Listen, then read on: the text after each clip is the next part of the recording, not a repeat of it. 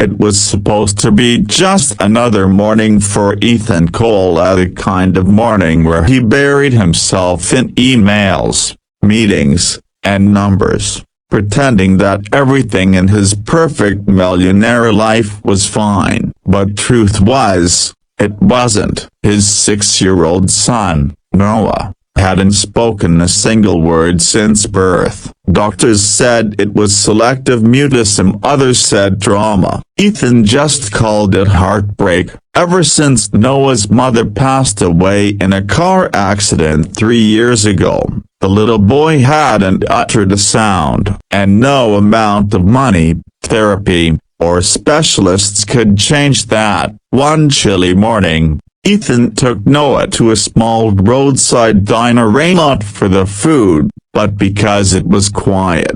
Noah liked quiet.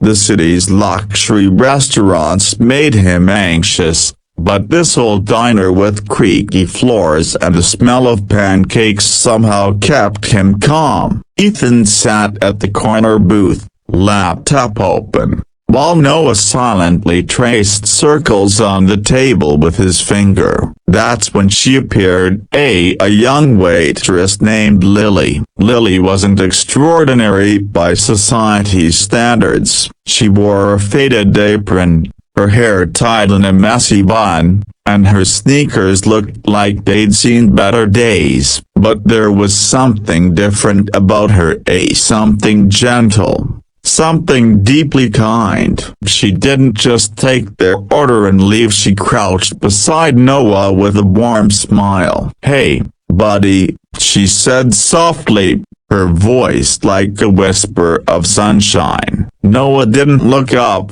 but she didn't seem bothered. Instead, she placed a small paper napkin in front of him and began drawing a simple smiley face. Ethan frowned slightly. Most people avoided trying to talk to Noah. They found it awkward when he didn't respond. But Lily, a broken bar, she stayed. She drew another smiley, then pointed to Noah's toy car and asked, "Does your car go fast?" Noah didn't reply, but something flickered in his eyes. He picked up the napkin and started drawing beside her. Ethan watched in disbelief as his son, the boy who never engaged with anyone, began copying Lily's smiley face. It was small, almost unnoticeable, but for Ethan, it was everything. The next morning, Ethan came back, and the next after that. Each time, Lily would be there, same bright smile, same gentle patience. She never pushed Noah to speak. Instead, she played with him, taught him gestures, drew pictures, and used simple sounds to make him laugh. Slowly, day by day, Ethan began to see something he hadn't seen in years, a light in his son's eyes. One afternoon, Ethan arrived early from the booth. He quietly watched as Lily sat across from Noah. "If you want the cookie, you can say a could broken barky, okay?" she said slowly. Noah stared at her, his lips trembling. For a long, tense moment, there was silence, and then a sound, faint, shaky, but real. "Call broken barrow a broken barky." Ethan froze, his eyes filled with tears. He hadn't heard his son's voice in 6 years, and now, a waitress had done what top doctors couldn't. Lily looked up, smiling through her own tears, and whispered, "Good job, Noah, you did it." Ethan walked over, unable to speak. "How broken bar, how did you do that?" he asked, voice breaking. Lily shrugged, wiping her eyes. "I didn't." "He did. He just needed someone to listen, not diagnose." That night, Ethan couldn't sleep. He kept replaying that single word, a cookie, over and over.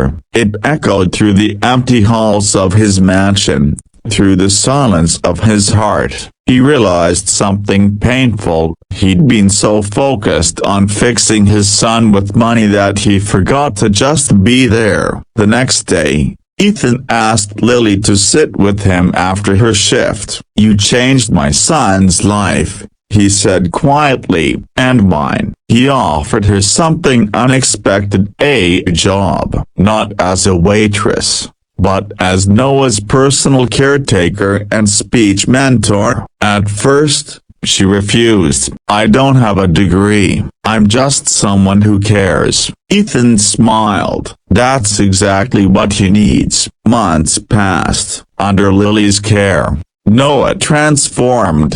He started speaking short sentences, laughing freely, and even calling Ethan Dad again, a word he hadn't said since the day his mother died. Every night, the three of them would sit by the fireplace, sharing stories and laughter. The mansion that once felt like a museum finally felt like a home. But life wasn't done surprising Ethan. One day, while dropping Lily home, he noticed the small, crumbling building she lived in. Her room was tiny, barely big enough for a bed and a table. She worked double shifts just to pay her late mother's medical bills. That night, Ethan sat awake, thinking he'd found wealth in many forms, money, power, fame, but none of it compared to what Lily had given him and Noah: love, patience, and hope.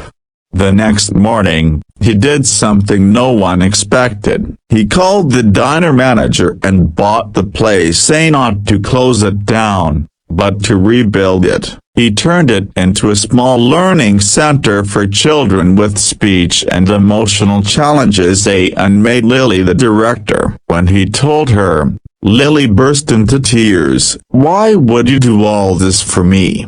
she asked. Ethan looked at her with a soft smile. "Because you did everything for us when you didn't have to." Years later, the little diner turned learning center became a beacon of hope in the city. Parents brought their kids there to find the same miracle that changed Noah's life. And every morning, a boy's laughter echoed through the halls, the laughter of a child who once couldn't speak, now telling stories to others who needed to hear that they, too, could find their voice.